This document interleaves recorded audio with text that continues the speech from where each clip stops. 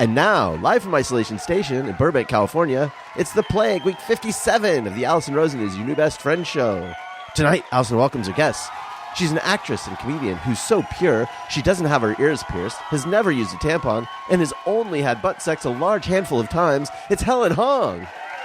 He's a writer and comedian who likes to try and make people feel better on Twitter, which I'm pretty sure is against their terms of service. It's Josh Gondelman.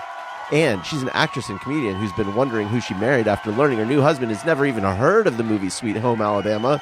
Now she's afraid to even use a notebook. It's Jackie Johnson. Tone Zone is here to let anyone who's sad about the closing of ArcLight theaters know that he'll be happy to walk into their living rooms and announce what they're about to watch before telling them to turn off their cell phones. I'm her husband, Daniel, saying hop on board the Love Bus and say hello to your new best friend, Allison Rosen. Allison Rosen. Allison Rosen is your new best friend. Allison, with her the good times never end. Allison Rosen, doing the wavy pencil dance again. Allison's your new best friend. Hello, my little Cascatellis. Welcome to another exciting episode of Allison Rosen is Your New Best Friend. That particular carbohydrate was sent in on Patreon by Jess Flowers. If that name sounds familiar, it is because she is the carb czar. She keeps track of which carb I address people as each week. She sends me a spreadsheet because I don't do spreadsheets. I just open them. And Cascatelli is a new pasta shape. It means little waterfall. And it was invented by Sfoglini and Dan Pashman. And they tried to come up with a shape. Again, this is not a food podcast, but they tried to come up with a shape that offered maximum sauceability, forkability, and tooth sinkability. And I truly hate all three of those words. I hate them so much. But anyway, we'll get into that maybe. But if you want to suggest the carbohydrate that I will address you as, if you want access to bonus episodes, if you want to see the video of this that you're watching right now, and even a new perk that I'll mention later, patreon.com/Allison Rosen. Okay, I'm very, very, very excited to welcome my guest, someone I feel like just a breakout star of this podcast and the world. It's Helen Hong. Hello, welcome back. Can I just pause to say that maximum sauceability and forkability are what I am always seeking in a hookup partner. Mm-hmm. But not tooth sinkability? Tooth sinkability. I mean, I'm not a cannibal. I'm not into bite play. I don't know if bite play is even a word. I just took it at, is bite play a S&M thing? I don't know. I'm not really... Tooth sinkability is a word, then bite play is more of a word. Yeah, no, I'm more on the forkability, wink, wink, and the sauceability, wink, wink. I see those winks and I receive those winks. Well, we're very excited to have you. Thank Jackie you. Johnson, welcome back. You and I spent over an hour yesterday talking, just dishing the dish and spilling the tea and other phrases for talking a bunch of shit on a Patreon bonus episode. So it's good to see you again. Thank you, and I agree with Helen. Bring on the sauce. Have you ever had a hookup that's too saucy? Only on my end. Oh my God, you have to sign up. Patreon.com/Allison Rosen just to see the look that Jackie just gave the camera. And also joining us, I'm very excited to welcome him back. This is now, I think, the fourth time he's been on my show, but the second time he's been on a Thursday show. It's Josh Gondelman. Hello. Hello. So nice to see you. Thank you so much for having me. Did you know about this new pasta shape? I did. I'm excited. I remember thinking when I saw it, like, I can't wait. Oh gosh, I would love to try this new pasta shape. And then I was like, I'm sure it tastes the same. That's just an excuse for me to want to eat pasta at any time. And I don't need to make excuses. I just would like to eat pasta in any of its shapes and forms. I think they're all beautiful. Well, I mean, they're claiming that that the taste would be the same, but the experience, but the sauceability, the tooth-sinkability. It's got right angles, which apparently is rare in pasta. Hence, maximum. I mean, it would really enhance your pasta bite play. You know, I feel like I've got to try it. I've got to try that pasta BDSM as you were talking about earlier. I didn't know that waterfalls had right angles. Like, I'm surprised by this. Am I going to have to Google image this? I think you are. I need to anyway. So yeah, it's what's called Cascatelli. It's an extremely ugly, to my mind, looking pasta because it looks like a plate of octopus tentacles. Which I just saw these on Instacart. Okay. Oh, they have them on Instacart? They did where I was shopping. Really? Because they're on like a 12-week delay. Oh, that's suspicious if you see them in the wild, because you're not supposed to go chasing this pasta shape. You're supposed to wait till it comes to you. Right, you're supposed to stick to the ones that you're used to. Yes, yeah. Stick Like to the fettuccine. Pasta, yeah. Let's introduce Tony Thaxton, my producer, to find out what he has to say about this and other things. Hello, Tony. Hello. This is my first time hearing of this pasta. Despite my name being Tony, I am not Italian, and I don't have strong feelings on pasta in general. I don't dislike it, but I don't. Does everybody have like a favorite pasta? Like if you had to use like a specific pasta noodle for a dish, 100%. Yeah. 100%. Really? Let's guess each other. Ooh, this is fun. Okay, and I just have to say though, I don't. However, I recently had a couple bites of a specific pasta shape, and I was like, I feel like this one is a little bit underrated, even though it's famous. Okay, I just gave some hints. What kind of game am I playing? Very interesting. Let me follow up with a question to this. When I say that, you each said you have a favorite pasta. Yeah. Is this a like blanket favorite pasta, or something specific to a certain pasta dish that you're going to make? Oh, Tony, the fact that you're even asking that question just shows how much you're going to fail. I'm sorry. I'm into this as like a personality thing, maybe more than astrology. Like I feel like this is huge for people. I agree. I feel like maybe this is a question that I should ask like on a first date. Like, so what kind of pasta shape are you? And then, and then as soon as they say, I hope we agree, or universally orzo is the worst. If he says orzo, I'm bouncing. I'm like, I gotta go. I'm sorry. Because a guy who likes orzo to me is like super finicky. No, they're very contrarian. Oh, really? You mean that's what I think? Like a person that's like, well, I'm going to give a silly answer just because, like I don't want anybody like that around me. Yeah. Yeah. I mean, orzo, it's shaped like a rice. Like why are you a carb pretending to be a different carb? Come on. Right. Be yourself. So Tony, my understanding of the game we are going to play, and I'm sorry that I shut you down so forcefully. I don't know what's gotten into me on this Monday that you'll hear on a Thursday. My understanding is it's not related to a specific dish. It's just across the board. What's your favorite pasta shape? Yes? Yeah, I don't think we need to give any more context because it means something different to everybody. Mm-hmm. Yeah. All right. Right. This is like Jackie. Oh, I'm revealing some tea, which normally it's just behind the Patreon paywall. But Jackie recently read What Color is Your Parachute? Yes. It's okay to reveal that, right? And turns out it doesn't even tell you what color your parachute is. It's a lie. It's all a scam. Oh. It really should be called, what shape is your pasta? Yeah. I guess we're going to find out. Which is also the first question any fun urologist would ask. Yes. Okay, who should we guess first? Allison. Okay, guess mine first. I'll let Tony. Do you have a clear favorite? Well, I didn't. However, the other night, like I think you guys should be guessing the one that the other night I'm like, ooh, I am now putting all my money on this one. I'm into this one now. Okay. Tony, do you want to go first? Yes, and I also this needs to happen. Snapchat. Thank you. Oh yeah, I pulled up a pasta shape sheet, and it's very enlightening and helpful, just in Ooh. case anyone else wants to do the Oh, same. that's smart. That's like really what- smart. Brilliant. Should I drop it in the chat so we're all looking at the same But- one? yes, Yes, please do. Please. By the way, if I ever play poker, I always want to like be able to refer to a poker chart for the rank and stuff, except that like they would laugh you out of any poker game if you did that. Okay. Oh my God, this is a very long link you just sent us. And Did it work? No, No, it didn't work for me. I'm just seeing no. a really cool I have plant. No, Yeah. I got it. It Yeah, I worked got for it too. Josh. Yeah, Get it for me together, too. you numbskulls. Oh wait, here we go. Okay. Good. Okay, Now, yeah. my favorite is on this list. Mine is also on this list. Okay, Oh wait, here we go.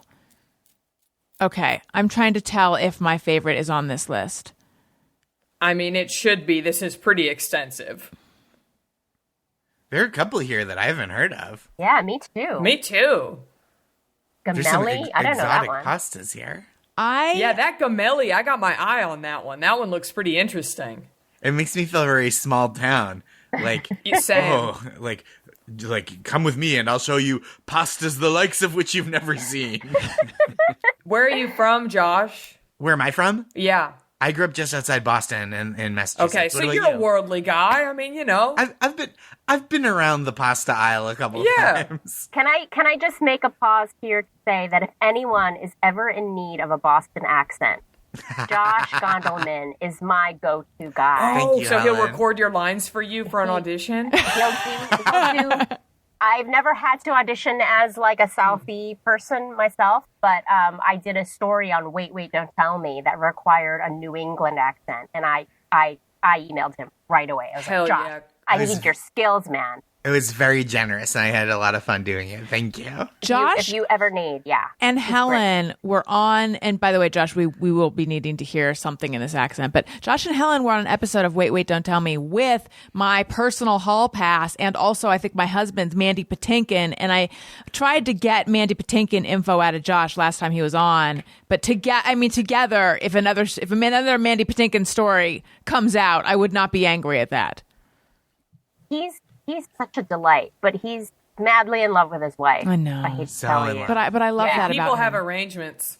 That's all I'm saying. I've been around the block a few times in this town. Much like Josh in the pasta aisle, you know?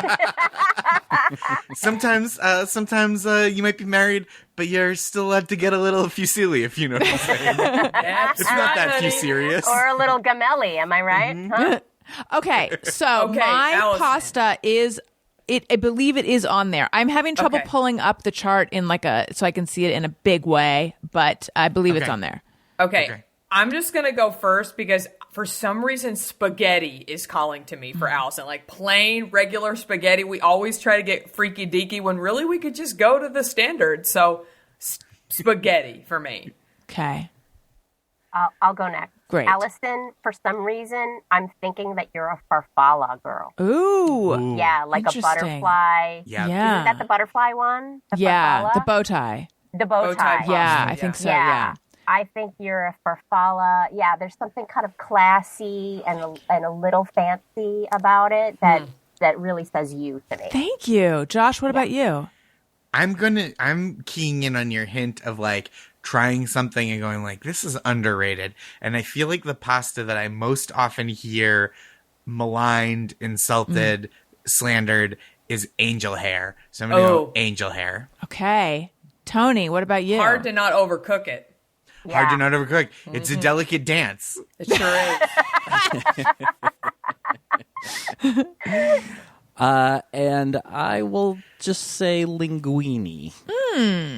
Okay. Okay, was anyone right? Yes. Do you have a ding sound, Tony? I do. Josh Gondelman, you are correct. Yes. It was Yes. angel hair. Shit. I had a couple bites of angel hair, and I thought, this is better than I give it credit for normally. So, Oh. yeah. But I appreciate what everyone else had to say about me. Thank you. Whoa. What color is your noodle? What shape is your What noodle? shape is Yeah. your noodle? Wink, wink. All right. wink. Who are we guessing next? Let's do Jackie. Okay. I need to Should go we- back to my chart. Should everyone give one hint like you did, Allison? Because I feel like Yeah. one hint really helps. Okay, yeah. Okay. This is a festive pasta. Okay. Oh. Okay. A festive. Okay.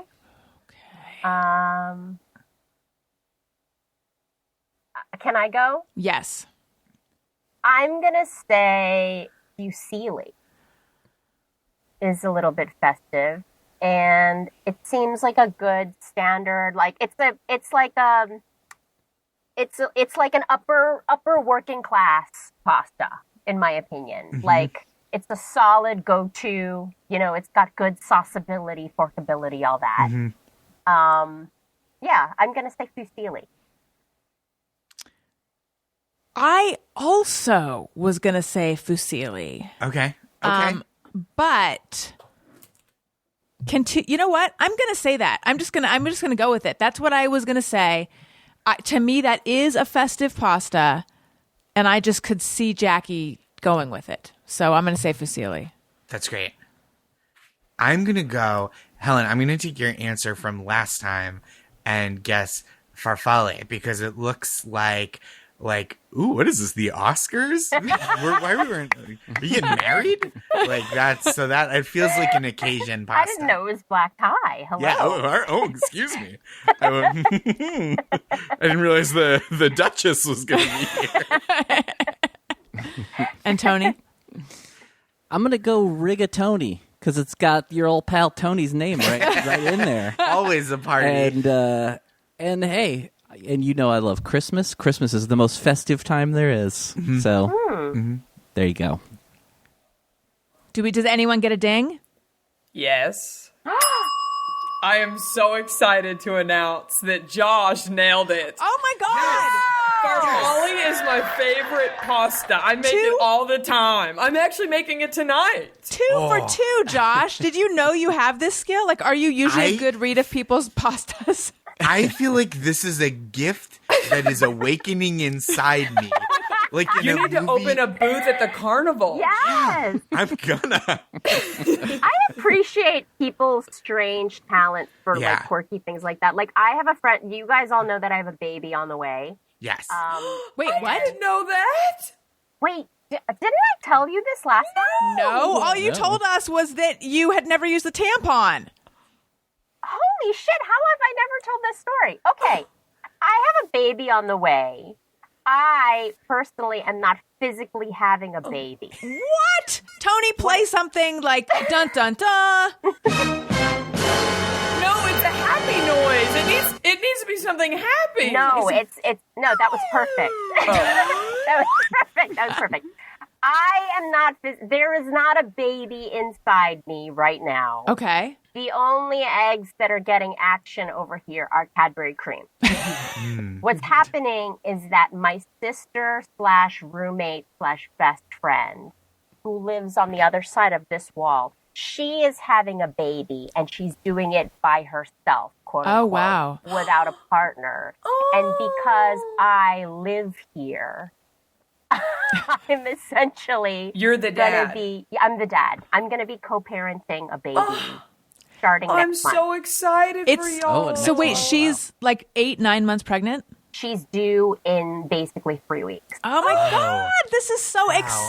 I How can't is she? believe I have never shared this story with you all. I feel like I've been telling everybody. I heard it. I heard it on Wait last time we did it. Yeah, which like off the air. Wait. Yes, like, yes. Before when we were all chatting. No, we were last time. It was just like intense.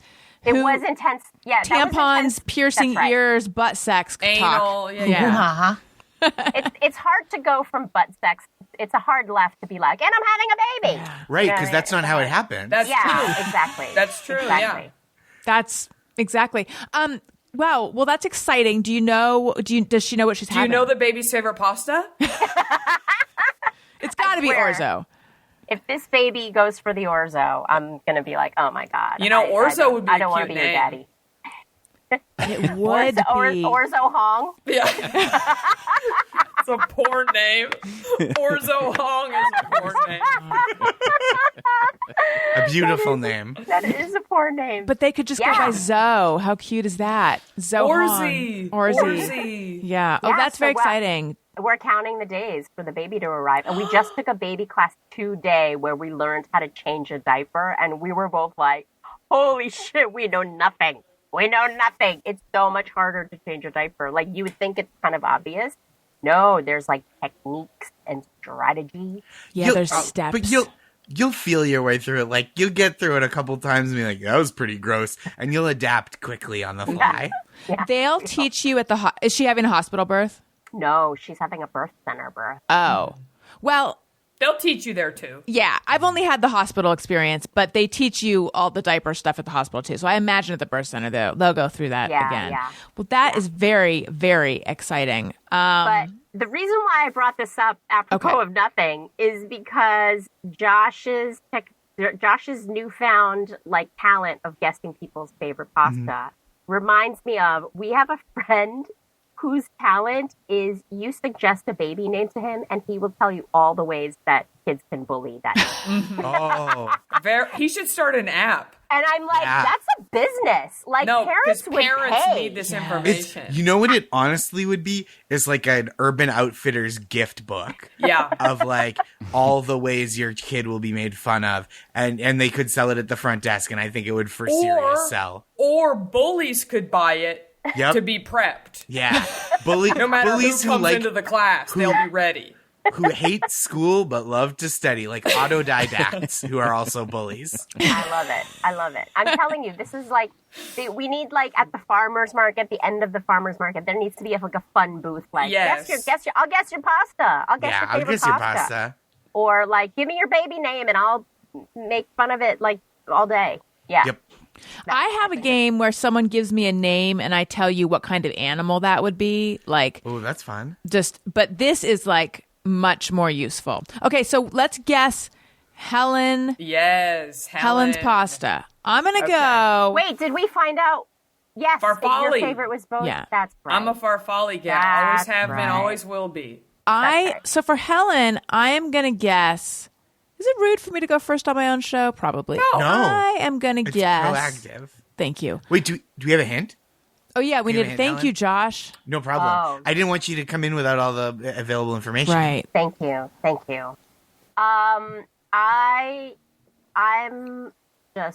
I'm a tried and true kind of Okay. person. Okay. Yeah, tried That and true with that works. pasta. Okay. For what I'm gonna say, I'm gonna guess fettuccine because it is classic, timeless, classy, like Helen. Yeah, Okay. great. I'll accept that. I'll accept all of A those great call. adjectives. Those are good adjectives for me. I mean, Okay, I'm going to hop in. I was feeling penne even before she said that, so I'm going to go penne because So penne good. is classic. It's good with red sauce. I prefer it a lot of the time. I'm going to go penne. Everyone's I'm convincing gonna me that they're right. I'm going to jump in and just go with the most like the pasta that appears when you close your eyes and picture a dish of pasta, a Lady and the Tramp style, just like cartoon pasta. I'm going to go just spaghetti, straight up and down spaghetti. I was going to say the same thing because she said tried and true. I feel like that seemed obvious to me that would be spaghetti. Question for the pasta files among us. What is the difference between linguine and spaghetti? Does spaghetti have a hole in it? No, That's what bucatini she has a said. hole. Oh, in it. right. Sorry. So wait, what is the difference between spaghetti and linguine? I think spaghetti is rounder, linguine isn't it flatter Yeah. It's think flatter so. according to this diagram here. and Okay. wider? And then Yeah. fettuccine is even wider? Yes. Okay. Tony, you guessed. All right. Does anyone get a ding, Helen? Yes. It's spaghetti all the way. Yes. God. Oh my God, so Josh! wow. Josh, you're Holy 3 shit. for 3. It's like freaking me I out. hope he wins all the way. I feel amazing. I feel like a god. 3 for 3. Spaghetti because, like, you know, I grew up in an immigrant household, so I didn't know that there was a pasta that wasn't spaghetti until I probably went to college. Like, I literally didn't know.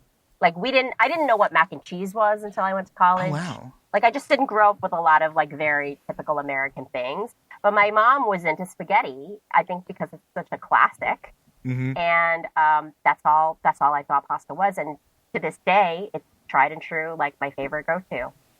And Helen, remind us where you went to college, where you discovered mac and cheese. I went to UMass Amherst. Oh. Hell yeah. Yeah, where there were a lot of Boston accents. Oh, yeah. Josh, could you tell us how you feel about this win in a Boston accent, please? Yeah, guy. I just love to guess pastors. You tell me what your favorite pasta is, and I'm just gonna I'm gonna guess it. I'm pretty I'm what you call clairvoyant when I'm guessing pastors. Pastors? Yeah, you put people don't talk about how sometimes with that accent you talk about dropping the R, but putting it at the end of a word where it like ends with a vowel sound is also pretty common. Like my friend Sarah and I, we went to the movie theater, and so that's another. It's like underreported.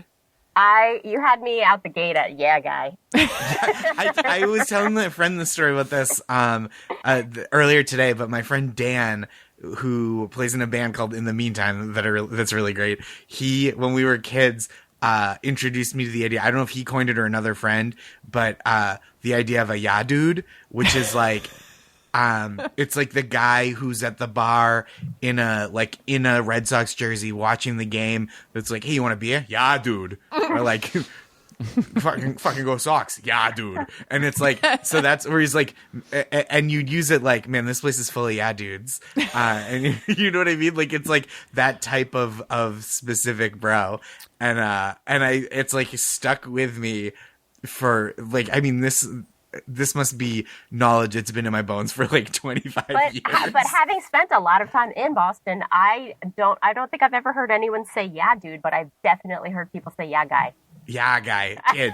Seriously? Yeah, kid. Seriously, kid. My college roommate, who it was another childhood friend, we decided to live together freshman year. We would always go, our like keystone for like the accent of our youth is like, are you serious right now? Kid, are you serious right now, guy? I had not heard people refer to young adults as kids until in the same way that Helen discovered mac and cheese. It wasn't until I got to college and it was around a bunch of people from the East Coast, I think, where I heard them that kid. Because to me, kid just meant child. Oh, really? Mm-hmm. Oh, it's like like you could be like a 90-year-old guy and you'd be like, hey, grandpa, get over here, kid. Or the other one that's like very regional that I love is when someone, I don't know if this might be like too hometown, but like when someone is like a good egg, right? Like the kind of like less gentle way of describing it is be like, oh, you know Tommy? He's a good shit. Oh, never heard that. No, yeah, me neither. That's real. That's legit. And that's specific to Boston, you think? I think so. There's all this stuff that like, because I went to, I grew up in the suburbs and then I went to college in a different suburb, but like with people from all over the place. Where did you go again? I went to Brandeis. Okay. So it's like equidistant from the city of Boston from where I grew up, but in a different direction. And so there's all this stuff that I would say in college that like some people would get because they're from where I'm from, and other people would be like, that's nonsense. Like, what is that? Where I'd be like, hey, I'm a little thirsty. Is there like a bubbler on this floor? And they're like, what's a bubbler? And I was like, what do you mean, what's a bubbler? And it's a water fountain, but it's like, it's very New England, and they also say it in Milwaukee. Bubbler. Yeah, I'm gonna Never hit the heard bubbler that real in quick. my life. Yeah, it's so regional. And then when I moved to New York a few years later, it would be even worse because I would talk about restaurants and like chain restaurants that would be around from where I'm from, and people would be like, I don't know what that is. And I'd be like, oh, I've never left home. Like I'd be like, Bertucci's? oh, is there like, not Bertucci? It's very close to Bertucci's. It's Papagino's. Yeah. Yeah. I have never been to Boston. I feel like this show is just about all the things I've never done. I haven't either. Let's Really? go. Let's take a trip. Jackie and Allison. Where are you from? Do Allison, Boston. I can't believe I'm from can't- Dallas. Oh, right on. I don't know what's more shocking, that you've never been to Boston or that you've never had anal. I don't know what to make of you right now. I feel like Oh my God, I've never done anal. I'll tell you what. I'm not. This isn't a suggestion. I'm just saying there's no reason it can't be a two birds one stone I was about to situation. say the anal scene in B-Town is big. That's why they call it B-Town. So Daniel and I did a Zoom party on Patreon, and one of my beloved listeners and patrons. I don't normally call them. Are they? I don't know if I call them patrons or not. But anyway, was like, I'm going to take one for the team. Daniel, how do you feel about all this anal sex talk? And he was like, what? And he's like, well, I don't have any issues with an anus ride. she brings it up a lot. And then he confirmed, what I have shared before, which is, I think if I were the one who's like, we've got to make this happen, then he'd be on board, but he's not, on his own, like wishing that this was something that how did we refer to it on the last episode? That he's not wishing we had this item on the menu. Right, but it's like, I could eat. Yeah, I mean, if you're gonna have a snack, sure, but Snack chat. okay. Now that's something I have not done. So I don't want to make this show 100% quizzes, even though I would totally make this show 100% quizzes. But on the Jackie and Allison Patreon show yesterday, Jackie used, again, I'm letting something seep out of what's suddenly You better become be careful. the porous boundaries. I know, I'll be very careful. Jackie used the term, a beauty world makeup term, and I've heard it before. But it made me wonder, do I know exactly what this is? But I am more curious, do Helen, Tony, and Josh know what it is? It's a term that I feel like I had heard a long time ago, but lately I've been hearing it a lot. And it is a cut crease eye. Like eyeshadow done with a cut crease. And so I would like us to go around and just say what you think a cut crease means. Okay. Tony, would you like to go first? No. Because I literally have no fucking clue. Josh, do you want to say? Well, guess. Oh, yeah.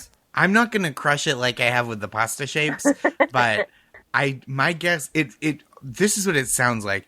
It's like, after you've lost a boxing match and they have to cut you, right? Your cut man comes over to make sure to see if you're okay, and they stop the fight. It's like a restorative makeup job to kind of cover up your boxing injuries. I didn't even know there was a thing called a cut man. Oh yeah. What? So they It's come supposed over. to be a Boston thing. I don't know either. This is not a Boston thing. I feel like it should be though. You get in a fight at the bar, and then you got to get your cuts dealt with. Yeah, kids. It's the person. It's the guy. You've seen it for sure. Is he a ya guy? A ya dude? I don't think No, so. it's I like think the guy that pours the water on him and they make sure that you're yeah. doing okay. Yeah, that comes over to your corner and make sure you're doing okay. Does a cut I don't- man have the ability to apply a butterfly bandage or anything, or is he just looking at you? they're called farfalle bandages. And they're your favorite bandages. Because they're fancy. I don't know what they're allowed to. I'm looking up on Wikipedia to see, they're responsible for preventing and treating physical damage, can handle nosebleed, swelling, laceration. But I do think if you're bleeding, I don't think they bandage you. I think that is stop the fight if you're bleeding too much. Got it. Okay. So now I'm I not a know what a huge cut boxer. man is. Yeah. And I know what Josh thinks a cut crease But the is. reference is so gross because it means your eye has swollen up so much, it's so full of blood that he literally slices to get the excess blood out of so that you can Oh see God, again. that's what a cut man is? Like a bloodletter? Isn't that what it is, Josh? I think you're right. I think that is what it is. Oh, that's horrible. I thought it was someone. First, I thought that's what it was. Then I thought it's someone who just checks your cuts. But now I'm back to thinking it's horrible. This is very disturbing. I think the cut man cuts you. I think that's what a cut man does. That's what I think. My whole life is about avoiding cut men. Cut people. Okay. Wasn't this in Rocky and Raging Bull, right? The guy comes over and like slices under his eye. Well, now I can't see those movies, which I've been meaning to see. Allison, we need to like bang out a whole weekend where you just do all the things that you've never done. I know. Anal in Boston while watching Rocky. Yes. And then Raging Bull. I'm going to cover my eyes, though, during this eye-cutting scene, though. I have a very low tolerance for yuckiness. Hence, not doing anal. Exactly.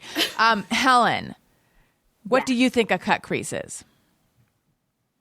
I'm gonna guess it's when you make you use two eyeshadow colors, and there's like a darker color on the bottom, and then there's a sharp line in the middle, like where the normal crease of your eyelid is, and then a different color goes on top.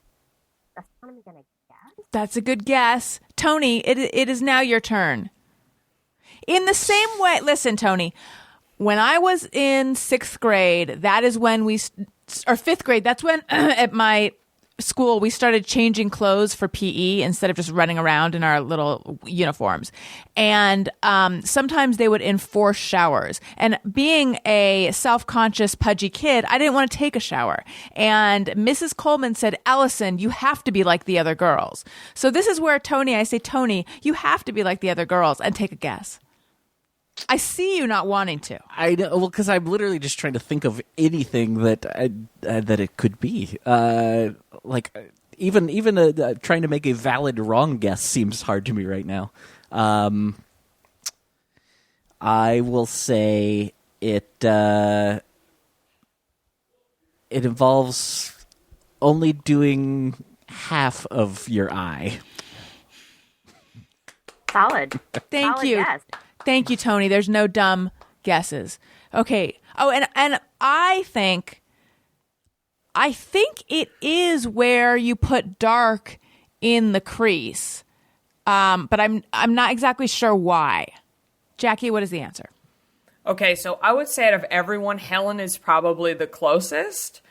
Basically, a cut crease is when you cover your eyelid with a certain shade, and then you cover your entire eye with a shade, and then just on your lid, you cover it with a concealer to cut the crease out and cover that concealer with another color. So it creates like a dual color effect. Oh. Wow, this is very complicated. But that's basically what Helen said. Wow. Interesting. So it creates a dual color. So it's not about like making the eyeball. No, but it's a really pop. defined line of two colors. So like if you were to just use an eyeshadow brush and blend two colors together, that's not a cut crease. It's when there's like a definitive line. So when you close your eyes, your eyelid is like cream and the rest of your eye is like green or some, a color combination. Some people do a glitter cut crease, which is what I was talking about on your show, which is sort of like a smoky eye, and then you cut the crease with concealer and put like a glittery shade over it. So just your eyelid has like a glitter effect. This is something that the guys at the bar in Boston are like pros at. Yeah, kid, a cut crease. Yeah. Yeah, dude. You see her? She's cutting a crease, I'll tell you that. She's a good shit. That's exactly right. That's exactly right. She must be a good shit. Look at her cut crease. Listen, you guys. Speaking of things that are super stylish, are you familiar with Rothy's? I know that Jackie is. They make stylish, sustainable shoes and bags. Jackie, are you wearing Rothy's right now? I mean, they're right under my desk. Are they at the end of your legs? Because if so, you have applied shoes correctly. Look at, oh my gosh, hot pink Rothy's. Don't pay any mind to the dirtiness. Points. So the thing about Rothy's is they are made out of recycled water bottles. And when I first heard that, I thought that sounds crunchy. But somehow they manage to be like super good for the environment. And yet they are really soft. And it feels like super soft yet strong fabric. You can wear them right out of the box without a break-in period. You do not get blisters. Meghan Markle wore them on one of her, I think when she went to Australia. I might be wrong about that. But after that, I believe they started flying off the shelves. If they were not already flying off the shelves. Here's the thing. They're super comfortable. You can wash them in the washing machine. They are great everyday flats, and you will fall in love with them, and then you'll want to collect them, much like Josh does with his sneakers. In fact, they even make a Rothy's sneaker. That's one of the style profiles they make. But they sell out. So when you go to the website, you'll be like, I want that one. You got to jump on it because it will sell out. Check out all the amazing shoes, bags, and masks available right now at rothys.com/Allison. That's Rothys, ROTHYS.com/Allison. Style and sustainability meet to create your new favorites. Head to rothys.com/Allison today. Speaking of comfort and style, I want to tell you about Figs. Figs celebrates the 100% awesome healthcare professionals by making scrubs they actually feel excited about wearing. Forget boxy, itchy cotton scrubs. Figs are ridiculously soft and engineered with athletic apparel functionality. Win-win. They have tons of pockets. It's not exclusively scrubs. Daniel has a hoodie, which is so comfortable. I've borrowed it. It has tons of pockets. I almost bought a lab coat from them until I had to admit to myself I have no use for a lab coat, but it would have been so cool. Figs proprietary Fion X fabric with Silvador antimicrobial technology for odor control, fabric durability, and 4-way stretch, moisture wicking, anti-wrinkle, and ridiculously soft. So if you're one of the awesome humans who work in healthcare, Figs wants you to wear the scrubs you deserve and enjoy 15% off your first order. And if you're not working on the front lines, thank someone who is with the best scrubs in the world. Figs will give you 15% off too. Use code BESTFRIEND15 at checkout. Head to wearfigs, wearfigs.com, and enter my code BESTFRIEND15 at checkout. Again, that's wearfigs, wearfigs.com, and enter code BESTFRIEND15 at checkout. Get ready to love your scrubs. Okay, so speaking of phrases and whatnots, I was accused by someone of saying, hey, you, or hi, you, like addressing the other person as you, hey, you, hi, you, by someone who was like, and I hate that. And I was like, I don't even think I do that. Do you guys have strong feelings about that one? Hey, I didn't know one could have strong feelings about that. You'd be some people that hosting a podcast. This was pre-podcast, but hosting a podcast, which everyone here does, has allowed me to realize everyone has strong feelings about everything. Sure. But you're right. It seems so innocuous. So what was the objection? This is a friend of yours, and you saw them. Yes. Okay. Oh, hey, you. A friend of mine, and I was pulling up to his, I'll be very specific. I don't know why, but he had a recording studio that was like situated on this alley.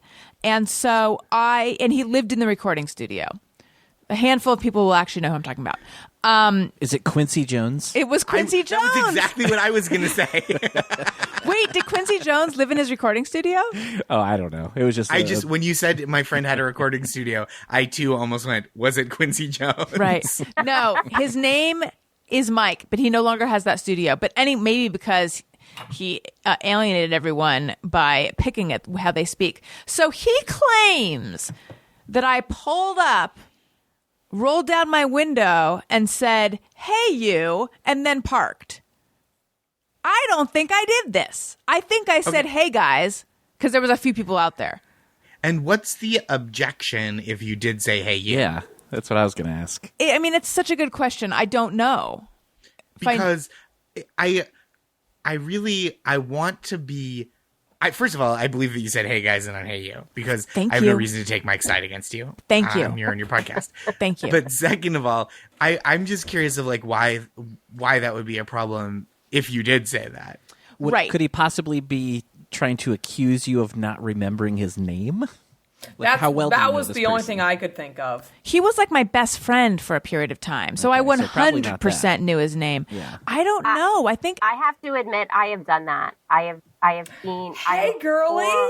Yeah, I have seen. I am horrible with names, and I encounter hundreds of people because I do stand up and also act. Mm-hmm. So, like, I encounter faces, vague faces, all the time, and I'm always like, "Hey, you! Hey, but if girl." he couldn't have known that or he knew for sure Yeah. that Allison did not forget his name. Because I could see that if someone's like, "Hey, you," and I'm like, "Come on."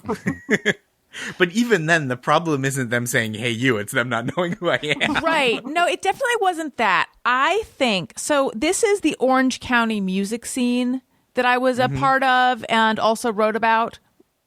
And I think it was more like, that's what sellouts say. I'm just going to guess it was something stupid like there was some punk thing. Like, oh, you're talking like a suit. Yeah, like you're being like a soccer mom. Yeah. I'm just guessing. I mean, it sounds crazy to me now. I don't know. I wish he could weigh in. It could be a little flirty. Like, hey, you. You know?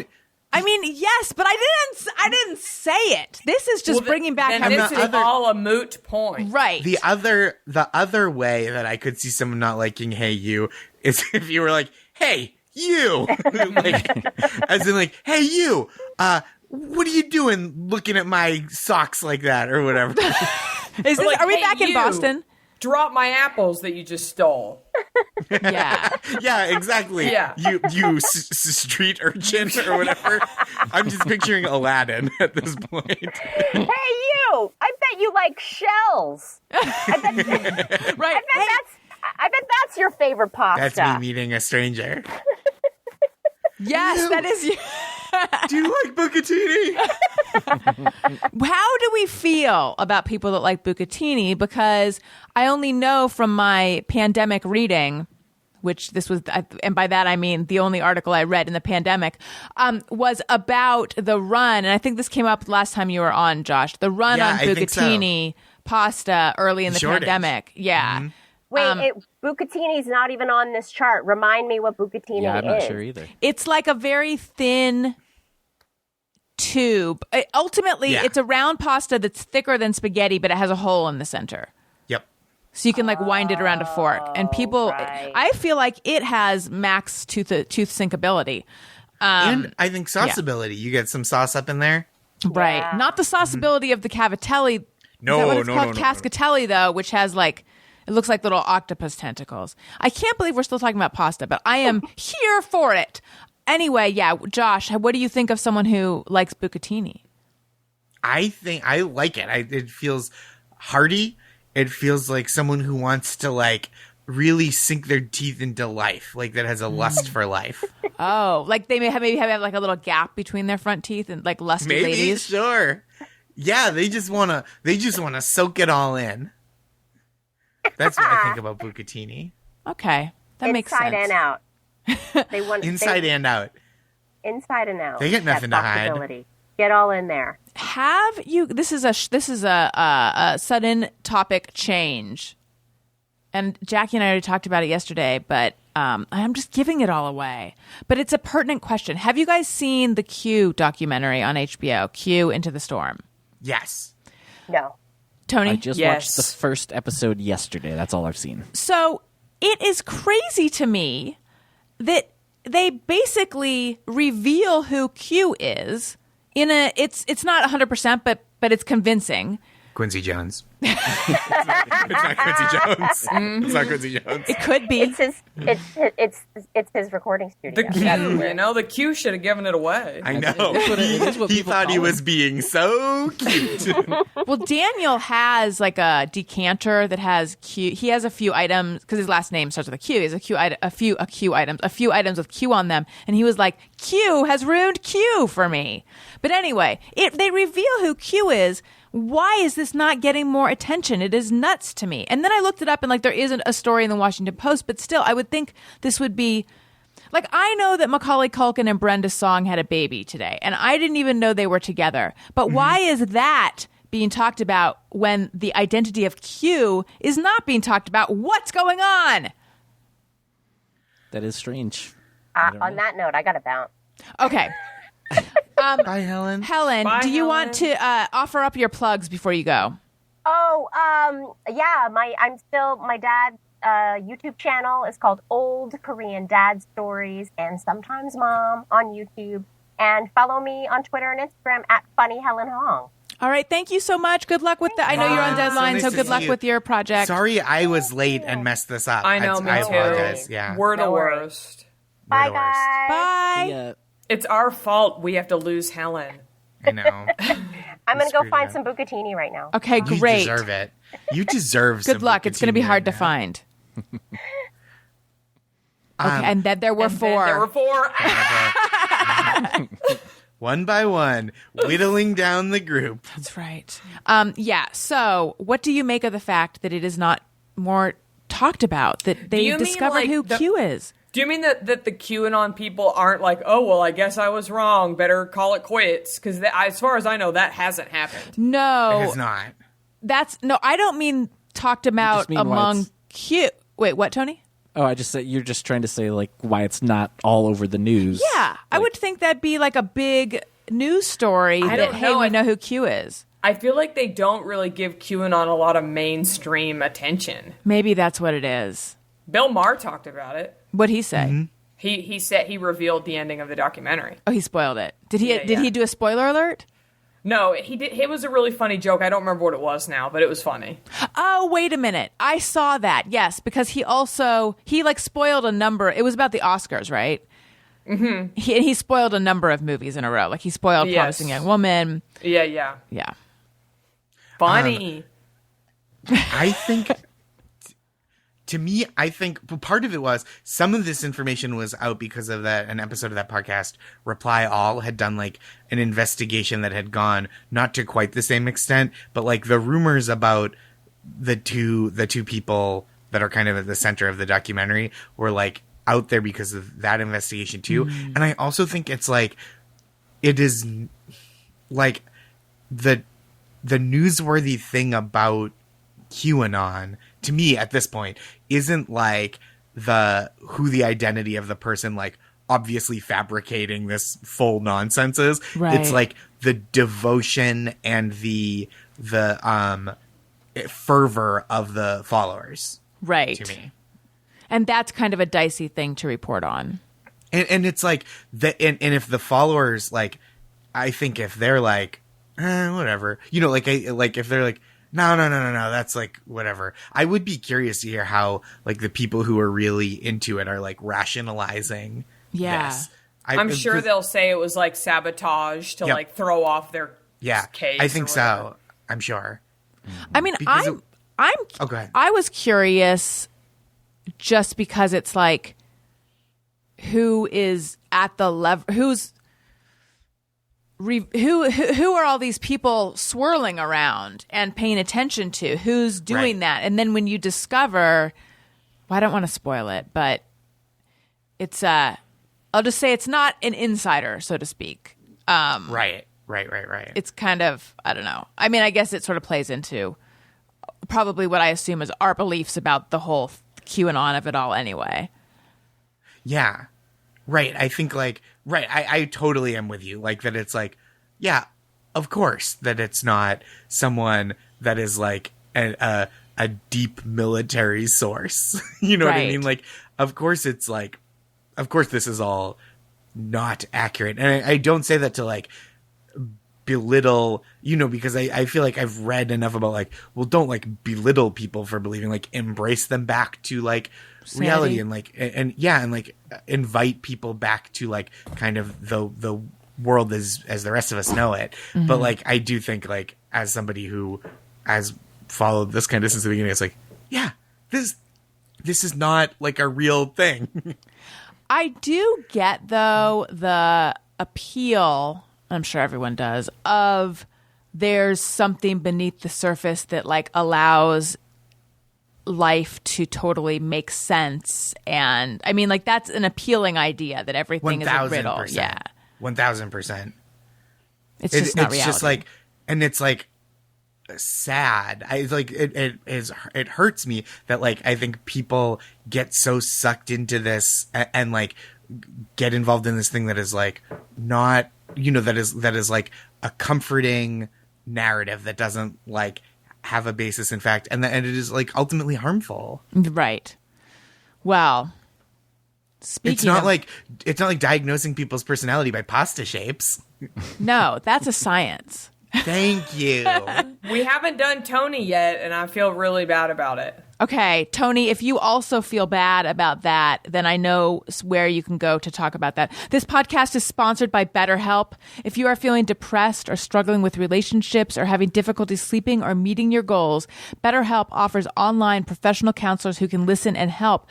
BetterHelp will assess your needs and match you with your own licensed professional therapist. You can start communicating in under 48 hours. I know a number of people who are doing BetterHelp right now. They have mentioned on the podcast. It's podcasters that you know and like they've mentioned on the podcast. And it's with one of them, she said it on the show, so I feel comfortable. It's Allie Ward. Her first therapist that she was connected with via BetterHelp, it was perfectly nice, but didn't feel like it was a match.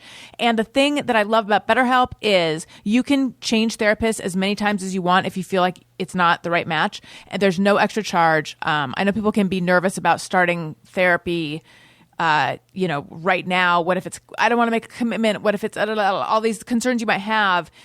You will not be stuck with someone that you feel is not the right match for you. They will get you to the right person. And now she loves the person that she has been paired with and is getting so much out of it. And I just think it's so great. Our listeners can get 10% off their first month of online therapy at betterhelp.com/bestfriend. Visit BetterHelp, betterhelp.com/bestfriend, and join the over 1 million people who have taken charge of their mental health with the help of an experienced BetterHelp professional. That's BetterHelp, H-E-L-P, betterhelp.com/bestfriend. Okay, let's guess Tony's pasta. Now, Tony's pasta. Amazing. Jackie, I love that. That was so good. It's that as if could be the theme song to a new TV show. Yes. I hope it is. I'm available for jingles if anyone has a project, because that's like my dream. Okay, so Tony, you want to give us a hint? I mean, what I'm keeping in mind is that you said that you don't have strong feelings about pasta. Yeah, but again, it's not that I don't like it. I just am not like super picky. Yeah. Sort of, yeah. But I'll give a clue. I have one in mind. Okay. My clue is that I originally grew up in the Midwest. Okay. Oh, interesting clue. Oh, what does that mean? I've got an idea. Oh, Allison, I got it. Wait, let's all say them in unison because I feel like we all think we've got it. Okay. Ready? So, yeah. Now, given that we're on Zoom and there's a bit of a lag, you know what? We can make it work. Josh, you count. 1, 2, 3. Shout. Macaroni. Ooh. Who got it? I think Jackie and I got it. What did you say, Josh? I said shells. We said macaroni. We said macaroni. Oh, like Velveeta shells and cheese. Mm-hmm. Oh, that's good. Tony, what is it? It is macaroni. Oh, yeah. Oh, my gosh. The streak is broken. That's right, Josh. How are you feeling? Can you handle it? It hurts. I'm shaken to my core. I know it's only been 30 minutes that I believe this about myself, but I truly thought that I was going to be able to do this forever. What if... We didn't guess his. You're Icarus, Throw too many in there, it's going to throw off too anybody. close to the boiling bowl of pasta water. I think he was spaghetti. We guessed yours, right? Your spaghetti? Mm-mm. No, we haven't guessed. We haven't? No. Yeah, I didn't think so. Wait, who was spaghetti then? Helen. Oh, we haven't guessed Josh's remember yet. when You're Helen was angel here? hair. I'm farfalle. Helen is spaghetti. Tony's macaroni. What is Josh? Tony macaroni. I can't believe we didn't do Josh. How did I... Wait, but Tony just said, remember when Helen was here. Time is confusing in the pandemic. It sure is. Was it 5 minutes ago? 6 weeks ago. Yeah. Okay. So Josh, you got to give us a hint. Okay. I will say that for me, this might be too much of a hint, but of the 3 parameters of, sauceability, forkability, tooth syncability. Tooth syncability. I'm a forkability person. That's a priority for me. Okay. Now, what does forkability mean to everybody? That's right, because are you... For me, it's how easy it is to grab. Yep. I will say that's where that's kind of where I'm going to go, I said penne before. I really like penne. It's probably my second. So I'm going to go penne because penne needs some representation today. That's fair and it's inclusive. I am going to say rotini because I feel like rotini, if rotini is what I'm thinking it is, now I'm like, shit, is it maybe this other thing? I'm still going with rotini because I feel like rotini you can snag with a fork pretty easily. Tony pasta. And, I will once Rigatoni, again, what's your take? Yeah, not just because of my name again, but I'm gonna guess rigatoni again, just because I think of when I eat it the way you can like just slide those prongs right into the tines right into the hole of the rigatoni. Which is rigatoni? Is that big tubes? Yeah, but penne is a tube but slanted. Yeah.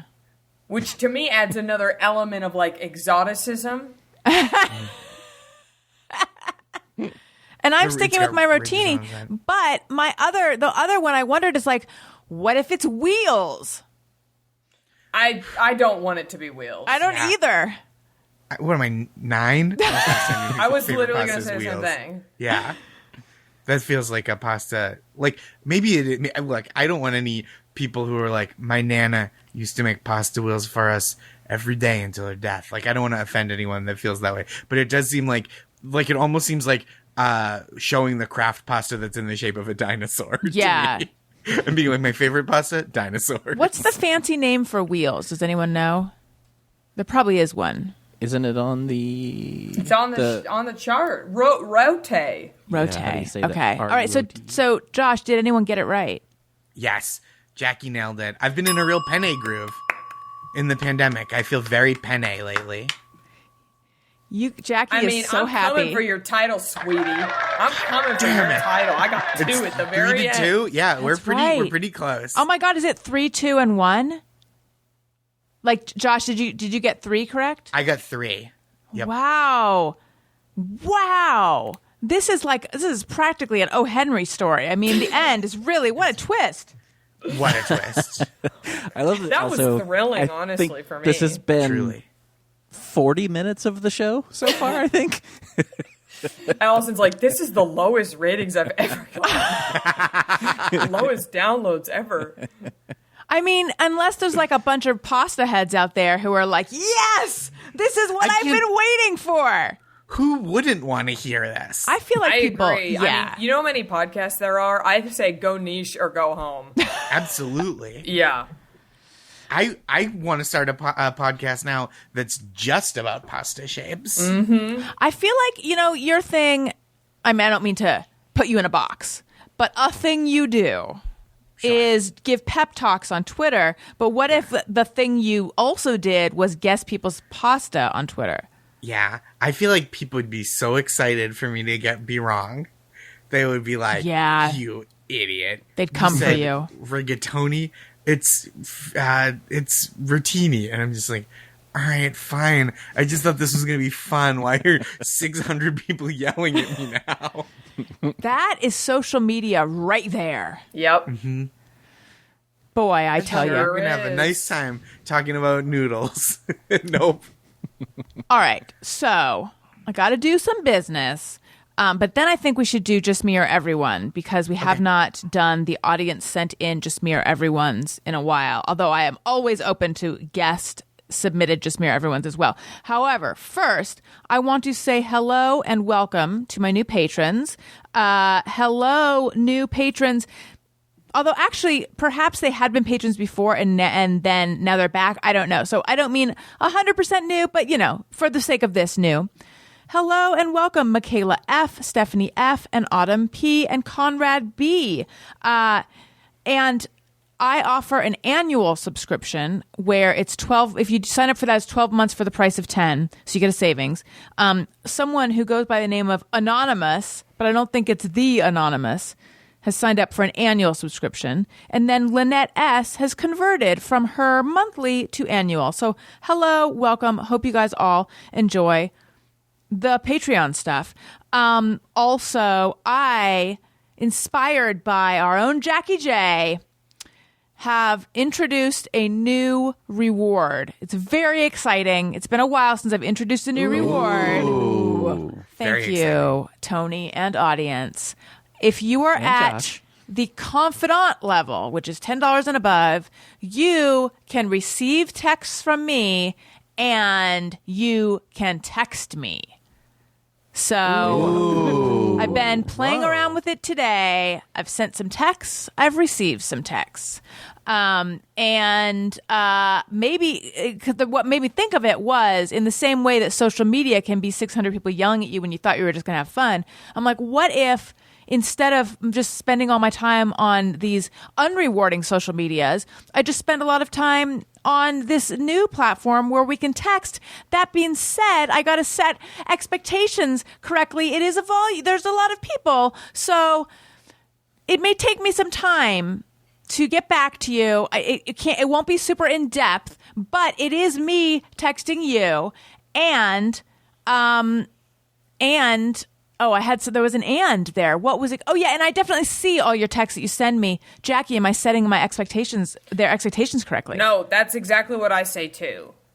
Because I sent today, I just was house hunting. I sent them some ugly sinks. I said, does anybody like these sinks? You know, like that's the kind of information I get and, you know, send out. And it's really fun. Yeah, it is. It has been super fun so far. So patreon.com/AllisonRosen. Okay. Let's do some Just Me or Everyone, and let's listen to the song. Sometimes I ponder on something I have thought or done. Is it just me or everyone? Okay, give me a moment to find the thing. I have one, by the way. Oh, yeah, let's hear yours. I've been keeping a document. Oh, Ooh. love that. Yeah. Hello. So- Wonderful. Okay, do you want me to do mine first? Yes, please. Okay, Just Me or Everyone, do you follow people on Instagram that you really can't stand? Yes. And you want to unfollow them, but you feel so weird, even though it's like a person you met once at a party and had a good conversation with, but it's like 5 years later and you're like, I don't care about your life. I don't have time for your life. Like, but you don't want to be an asshole, but you really just don't want to see what they're doing anymore. Yes. For me, it's less someone that I ever met in real life. It's like someone I just started following because I don't know why. Someone told me they have cute dog photos or something. And then I'm like, oh my God, I hate the voice that you've assigned your dog. And Oh yeah. It's intense. and all you do is like travel and it makes me feel sad about my own life. But I'm still following her. There's a lot of people where I'm like, this is putting me in a bad mood and it's my own fault. I chose to follow them. But why don't you unfollow? I don't know. Can't 'Cause you, I'm a doesn't glutton for Instagram punishment. have like a mute thing? I have people muted, but I'm trying to knock my numbers down. You know what I mean? Like, I think following 600 people is too many. I think I follow more than that. I think I do too. Let me see what my number I do is. it more on Twitter than on Instagram. Yeah, Twitter too, though. Twitter Yeah. too. I feel like on Instagram, there's not that much that I see that bothers me and with who I follow. Like it just takes, I think my threshold for being annoyed is much higher. Yeah, that's kind of where I'm at. It's not that I can't stand these people, but it's just people that kind of annoy the But shit that's out what of I'm saying. It's like, bless them. It's honestly, it's not even that I don't like them or whatever. It's just like that I don't need to see what they're doing. Yes. I don't Yeah. need to see it. Sure. You know what I mean? Like, Yep. I don't know them. They're not Yeah. people that, especially during pandemic, it's like, I think we all kind of reassess our lives and we were like, oh, who do we really care about and who are we not caring Yep. about? Right. Like, who do we not need? Well, there's some people who post all the time, so it's like you cannot avoid seeing their posts. So you have to do the math of like, do you But care you about like it? them, but they post too much. Oh my Yeah. God, there's somebody. I'll tell y'all when we end this. We all know who they are. Like, y'all know them. They post too much. I wonder if we're thinking of Quincy the same Jones. person. Quincy Jones. I wasn't going to say it. Yeah. Well, now don't let me forget to find out. So wait though, the person that like someone that you met at a party, why do you not want to I don't unfollow? want You're afraid they'll them notice? Yeah, I don't want them to think I don't like them. I don't want them Yeah. to take it personally and feel shitty. It's just that, like, I'm trying to whittle down my numbers and bless you, and I want you to have a great life. I just don't need to see your dog every day. I don't need to see your coffee every day. I Right. don't need to see whatever. I have Yeah. a question. Yes. Why do you care so much about the numbers if you were to just mute? Well, because I don't want to have the high numbers. But why? That's what I'm asking. Because I don't need to follow that many damn accounts, Tony. I'm not saying there's something wrong with it. I'm trying to get some more information. Like, I just met a couple new people, like, Zooming, podcasting. They follow me, and I'm like, fuck, now I'm following 605 people. I don't need to be following that many. Yeah. So I went through. If you mute 505, it's only 100. I know, but why am I following them if I don't want to see what they're up to? That's true. Yeah. Yeah. It's because you don't want to ridiculous. hurt their feelings. But I think we shouldn't beat ourselves up for this stuff because there are so many in-person things that we do of that nature, and this is just the online extension of it, right? Right. Like, if one of those people, even one that you're like fine with, but you're just like, I don't really care how they're doing. If they walked up to you at a party and were like, hey, how are you? Here's what I've been up to. You can't in that circumstance be like, I'm going to walk away because I can't care about this many people. Right. I mean, I unfollowed somebody like a few months ago because, again, I do this where I do a little light editing. Sure. And it was a friend, not even a friend. This is a guy who my friend was on a show with. A friend of mine was on a show, and he's one of the characters on the show. And I run into him at cast parties and stuff. I haven't seen this guy in real life in over 2 years. I unfollowed him. Guess what? That same night, I went to a Zoom party, and he fucking logged in. And I'm like, I just unfollowed this guy. Oh, no. I mean, that's wild. You can run into these people. I don't want them to take it personally. I don't take it personally when people unfollow me, but I have done a lot of work on, like, internet boundaries and, like, taking things personally. How do you know when they've unfollowed you? Well, I have an app. You do? Oh, that's tough. Yeah. I don't my check God. it often. I don't check it often. That is Pandora's box. I check it every couple of months. I have really good boundaries with it. But because I like to keep my shit edited. And if somebody unfollows me, I'm almost like, good, now I don't have to look at you.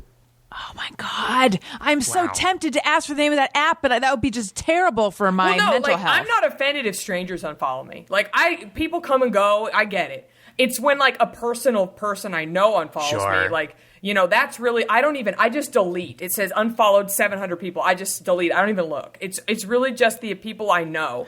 And if it's somebody I barely know and met 5 years ago, I don't care that they unfollow me. I don't take it personally. I just say, great, now I can unfollow you. Does this app tell you, like, when, like, does it correlate it to posts? You can if you have, like, notifications set up and shit, but I don't do that. Oh my goodness. Do you guys have one of these apps? No. That's healthy. I think it would not feel good. The first time you run it can cut. I'll be honest. The first time you run it, it can cut because you're like, oh shit. Yeah, it's pretty interesting. I like to keep inventory, and I like to know where I stand with people. Call me crazy. Me. I would prefer to not know. I don't know how to do it on Twitter, but on Twitter, you just go to your follows, and it says follows you, and if it doesn't say follows you, they unfollowed you, and you can unfollow them. Yeah, Instagram makes it harder. If you're following them, it doesn't say if they're following back. I did notice that because I was tempted to, because there was somebody recently that I was like, does this person follow me? And then you just go to their follows and see if you come up. I know, but then there's some people that follow like thousands of people. If you there's a search. If you hit message, like to direct message them, then it'll say you follow each other, or it'll say you followed this account since, or that's where it'll give you that information. You know what else is interesting now on Instagram? If you unfollow somebody, it has unfollow back, so you can have them unfollow you when you unfollow them. Wait, what? Whoa, I didn't know that. If you unfollow if you unfollow someone, they are offered the chance to unfollow you back? Yes. You can make them unfollow you too. Wow. That is crazy. Yeah. That's like the soft block, right, on Twitter. But I think that's great. I love that. Yeah. It's like a mutual breakup decided upon by one person. I think it's really powerful. I haven't done it yet, but I'm tempted, to be honest. So is that automatic? Like if I unfollow someone who was following me, they will be given unfollow back, or I have to like enable that? No, you have to choose it. Oh, do you mean on that? Does the person have to approve it? Yeah. I don't know. We should test it out. Where's my phone? Oh, do you want me to unfollow you and see if it gives it to me? All right. I'll follow you right back. I love your account. Okay, Thank you. Allison Rosen. Let's see. Where are you? Oh, I guess I already unfollowed you. I'm just kidding. Okay, so it says following, right? Yeah. I'm going to go to unfollow. Okay. All right. Oh, that's it. It didn't do it. Oh, okay. Huh. Damn it. I swear it's real. I saw it at some point. Maybe they got rid of it. Yeah, I mean, it seems like that would be pretty destructive. Okay, so now when I go to you, it just shows when I just see following. I just never mind, everybody. Erase that from the episode. I don't know. I swear to God I saw that. Wait, I had something to say. Oh no, I've lost it. Remove follower. I found it. Okay. Remove follower. Okay, do it. Ooh. Okay. Remove follower. Instagram won't tell Allison Rosen they were removed from your followers. That's exciting. Oh, so it's like I'm just getting blocked, basically. But you're unfollowing me. That's cool. I love that. Yeah. Shit, that's powerful. It's That very powerful. Is powerful. Oh my God, I want to do it to everybody. Wait, I had something. What was I going to say about all Because of this? then if I they don't know. confront you, if they're like, you unfollowed me, I'll go, you unfollowed me first. Oh, Jackie, that's fucked up, and I respect it. That's amazing. Yeah. We're what on a to power something move. now. We're on. I would. By the way, I'm too passive aggressive to unfollow people. That's why we're having this conversation. Mm-hmm. But anyway, Oh, I know what I was going to say. You guys, my husband, before he was following me before we knew each other because he had seen me he liked me on a show. And then he unfollowed me. And then he started following me again. And I only know this because he revealed it to me. But I guess at a certain point he was like, who is she again? She posts a lot. And just went click. Wow. well, if people don't follow me back, I'm not following them. Really? I I have a don't pay lot of attention to- neuroses. I do about too. mine. I guess it's not. Same. I also have some neuroses. Yeah. Ooh, what do I've sometimes had, Jackie, the same one as you, where it's like, if I meet someone and I follow them, and then I notice a little time goes by and they don't follow me, it's like, oh, and I don't think of it as like a mean thing. It's like, oh, Same. I thought maybe we were going to keep in touch, but you didn't think that, and that's okay. Same. Like, I don't yeah. take offense, especially because a lot of people like me are trying to control their numbers. Like, I don't want to follow a ton of accounts. So if I follow you back, it's because like I really wanted to continue with this. For sure.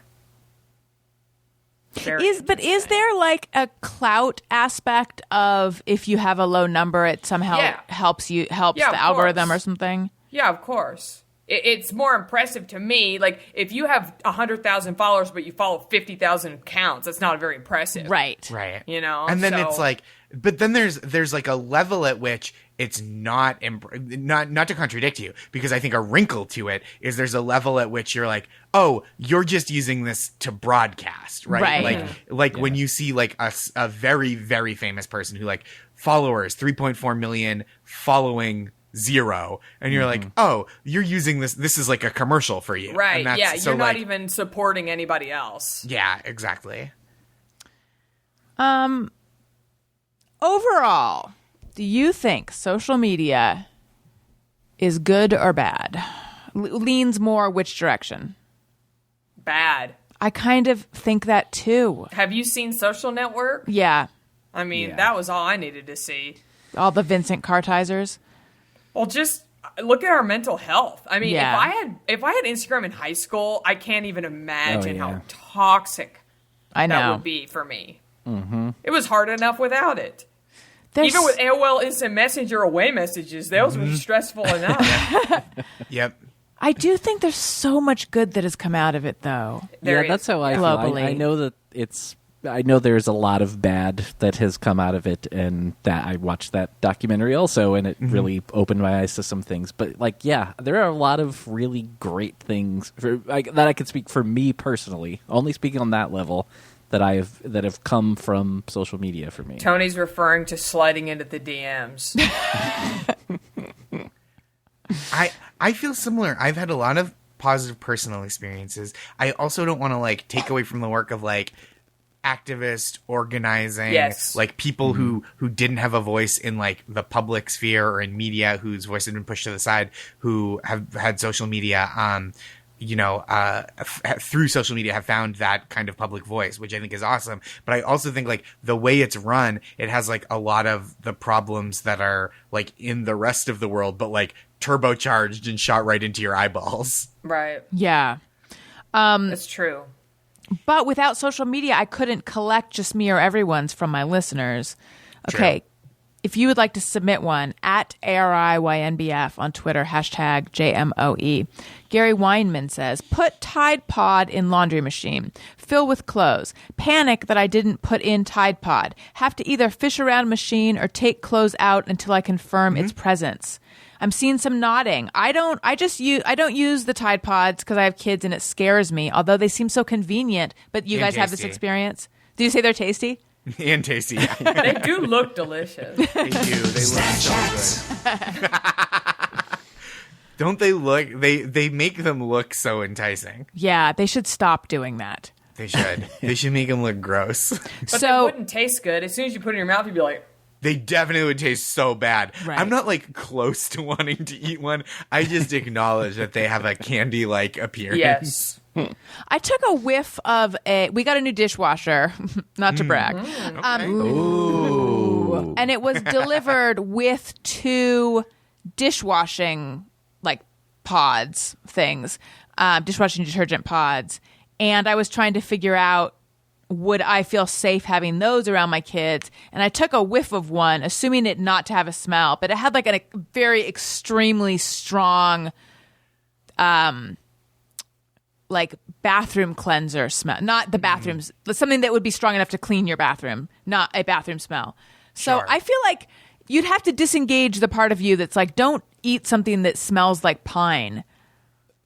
Yeah. To put that in Yeah, your yeah, mouth. yeah. But people do crazy things. So anyway, with the Tide Pod, you just go straight into the wash. You don't put it in the detergent dispenser. No. You drop it right in the basin and then you cover it with clothes. Got it. Oh, does it not work if you put it in last? Oh, maybe it does. I've put it in last. I feel like that's I don't usually use what I them, but I feel like I've done that before, like doing laundry at like my in-laws' house or something. Yeah, I mean, I can't imagine that it like is such a gentle cycle that like if you put it in last, it just like floats to the top.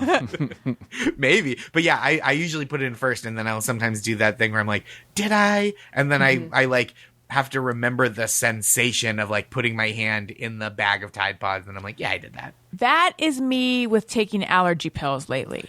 I have always either didn't take one, or I guess I'm taking 2. Yeah, I'm that that's same me. way with pills in general, yeah. No, I was gonna say before you said that the analogy for me would be my probiotics and my ritual vitamins at night, because I swear there's been several nights where I take them and then I go shower something and I go, oh, I don't think I took them, and then there is a memory, as Josh was saying, like putting your hand, but then I'm like, is that a memory from yesterday? Right, And then right. I take them, of course and then I I'll get remember from diarrhea because I have yesterday. too many probiotics in my body. Oh no. Oh no. I know. Probiotics. Yeah, those memories, because it's like it's always going to be the same. That's totally Right. true, right? Where Yes. it's like, oh, did I get the pill? Oh, this would have felt the same as every day. Yes, because Yeah. I do it every night. I had one of those pill things that had the days of the week on it, and even that didn't really. I think No. because I would just kind of blindly open up the next one, and like even that didn't work Well, for you me. have to refill it. Right. It's not like they're automatically in there. Right. What I do now is I have a place on my dresser. I have like a little jewelry box and then a keychain with like the key ring. And I put 2 pills in the jewelry box, and I put another pill in the ring of the key ring. It is really not important where I put them. This is wild. I know, it's insane. 2 specific places, and every night after I do the bike, I take them out of the bottles and put that, like, reload it for the morning. And that seems to be a system that works for me, usually. So I would recommend you guys get jewelry boxes makes and sense. key rings. It really could be anywhere, though. Okay. Let's see here. Joey Nguyen says, seeing someone wear a sweater or jacket in warm weather makes me feel secondhand warm for them.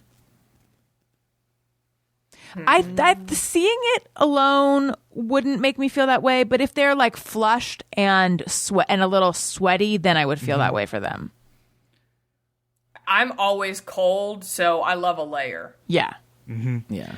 I feel like I'm more likely to get secondhand cold than secondhand warm. Yes. Like if I see someone wearing shorts and sandals when it's like 42 degrees, I might be like, ooh. But I think if I see someone in the summer wearing like a hoodie, I'm not going to be like, oh, hot flash. Yes. Oh, can I tell a really quick story? Please.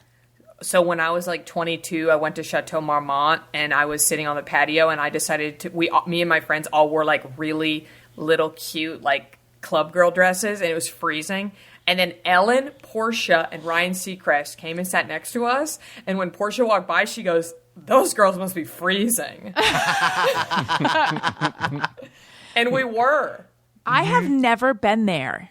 Is that the only time you've been there? No, I used to go all the time because it was like the place to take people from out of town to see celebrities because there were always celebrities. Uh-huh. But I don't know if it's still like cool like that anymore. Right. This was 15 years ago. Tony, have you been there? No, never. Josh, you? Me either. No. You're the Let's only... all go. Let's all have a $45 just okay salad. Ooh, okay. I know. The LA Power Lunch. Mm-hmm. Krista Lorenz says, whenever I do anything with water, dishes, wash my face, water plants, refill the Keurig reservoir, just to name a few, immediately have to stop what I'm doing, go pee, then continue on with my task. I've had 2 babies, so I think that's what caused it. Even if it's not water, just anytime I have to do anything, and I think it has to do with, it's exacerbated by the pandemic where I never ever leave the house, but it already was like this. I basically have to pee. The first thing I have to do, no matter what I do, is pee. I'm a frequent peer also. Yeah, all the time. Same. It's not triggered by water, but it is like, because if I'm not leaving the apartment, I'll just, like, when there's no, like, cost to peeing, right? Where it's like, oh, the bathroom's there. I know nobody's in it. Exactly. Yeah, why not? Yeah. It's good for your bladder. Get it all empty, you know? Yeah. But I think I deserve that. you do. We all do. But I think my tolerance for having a little bit of pee in my bladder has gone down. Like, I need to be at empty all the time, or else I feel like I need to go. I think you're right, because like if I'm out in the world, I can go hours of like, okay, I got on the subway, I went to this errand, I did the errand, I like walked around, I grabbed a hot dog, I came back, and I'd be like, oh, that's fine. But like home, I'll be like, well, I woke up, I walked to the couch, and I better pee just to be careful. Right. Just so you're not... I emailed you guys the link for today, and I was like, I gotta go pee, I'll be back in a sec. Because I didn't want to be uncomfortable during the show. Mm-hmm. Smart. I was a guest on Joe Rogan's podcast a few years ago, and my big concern was because he does like 3-hour conversations. They go long. And I had asked Greg Fitzsimmons, like, do you guys take a pee break? And he said no. And I was like, how am I going to do this? But somehow I did. So I'm a true professional. Got that Rogan focus. That's and he locks you in. Yeah, and then you don't have to pee. I mean, but honestly, I think there is something to that, because I really was so distracted that I didn't realize how much I needed to pee. But I think I also had been like it was as if I was gonna like go on a flight when I pee all the time, actually. But I purposefully like had fewer liquids that day. Mm-hmm. Okay. You know what I heard a couple years, somewhat recently, and it was something I never thought about, is supposedly football players will sometimes just pee their pants. I love that. Because there's no bathrooms on the field, and the games are long, and sometimes they have to go, and they just go. I mean, that just makes sense. There's no way that's true. That would be disgusting. It's what I read, and it was like a player saying it himself. Marathon runners and stuff, don't they just pee sometimes?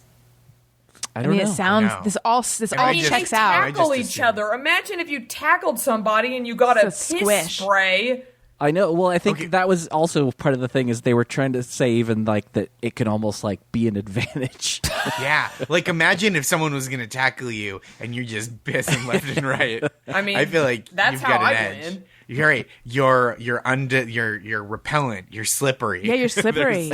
Yeah. Tony, what were you reading where they had this? I don't remember where I saw this. I'll have to see. I'll try and see if I can find it somewhere. I'm sure it was online. Why is it called Sports Illustrated? Do you know? Do you know, Josh? Do you know, Jackie? I think it's the pictures.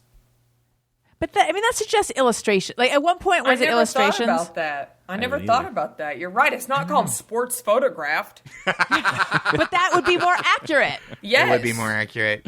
Very few like pencil and ink drawings at this point. Pen and ink drawings. Right. All right. Maybe just a couple more, because this has been a lengthy one. Yeah, I'm getting to that have to pee point too. I know. All this talk made me kind of come on, too. bladders. Okay. You know, my husband, aforementioned Daniel Q, he, in the entire time I've been with him, which is now 10 years, I can think of one, and I'm not exaggerating, once when I was aware that he got up in the middle of the night to pee. That is how much he just goes to sleep and then wakes up and pees in the morning. Does anyone here capable of that? My spouse does not pee. I'm honestly appalled sometimes at how long he goes. Yeah. Because I have to go, the minute those eyes are open, I'm peeing. Oh, before those eyes are open, I need I wake up in the night to pee. I stopped doing that because I stopped drinking water too late. That's smart. That. So now you can. Wow. Okay. So you're on the Daniel plan. Yeah, but I'm talking like we get up, we have a leisurely morning, we look at houses in bed, the dog comes up, and I'm like, "You haven't peed yet?" That's how Elliot, my 4-year-old, has potty trained recently. But he'll go to sleep, wake up, and then like he'll put it off until like 1 or 2, but he'll be dry. I'm like, how are you possibly doing this? It's impressive Kegels. I know. I mean, I think it's just all that fresh plumbing. Okay. Is it just, Nicole Ketchum says, and this is the last one we'll do for today. Is it just me? The longer I wait for my car at the car wash, the more dollars I add to the tip.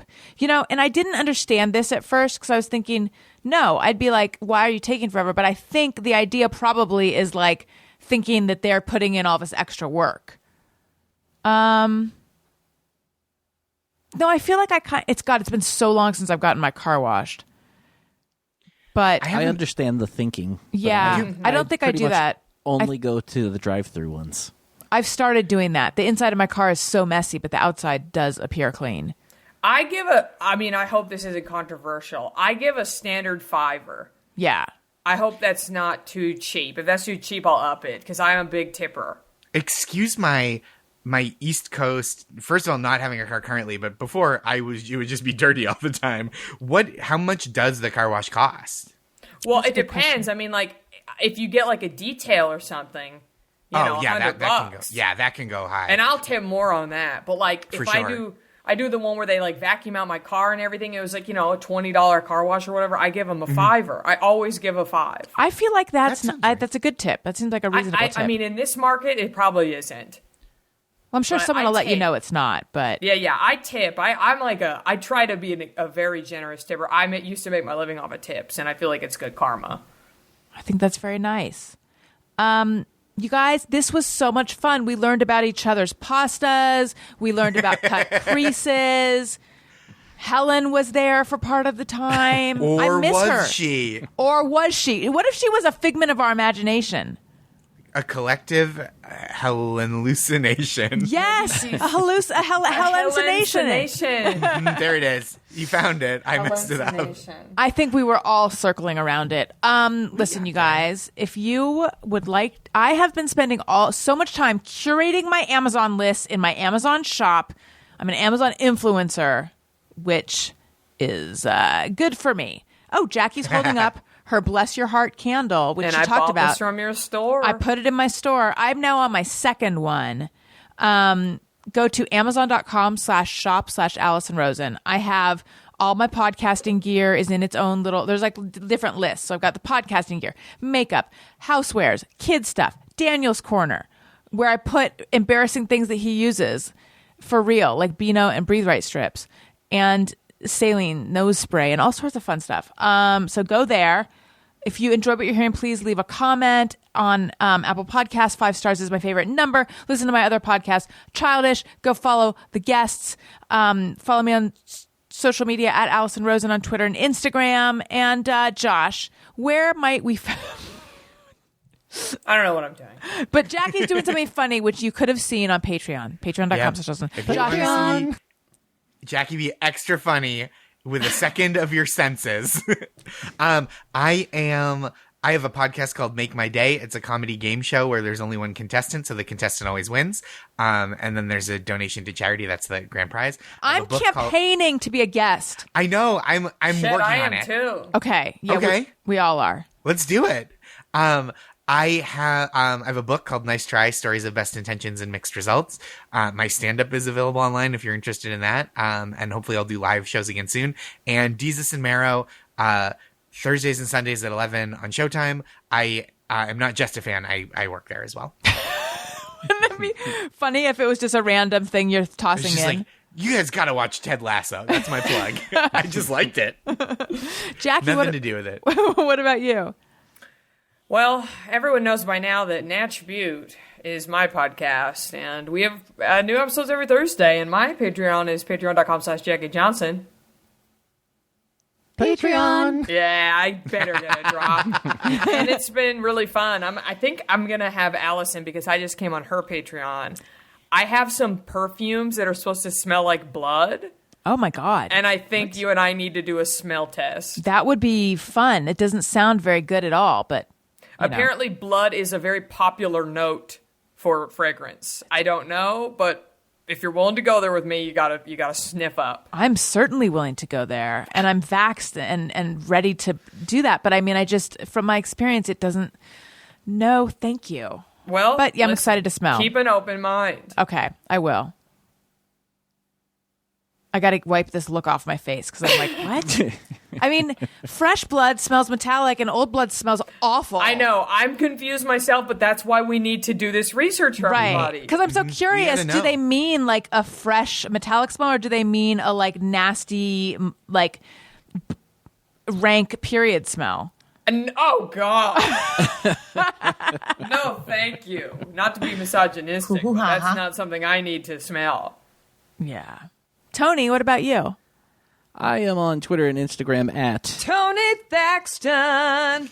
And my podcast, Bizarre Albums, every Tuesday. Patreon there, too. Patreon.com/Bizarre Albums. I think that's it right now. You guys, thank you so much. This was very fun. Listeners, thank you for listening. I love you. You matter. Goodbye. Hey, do you know about the Allison Rosen Show?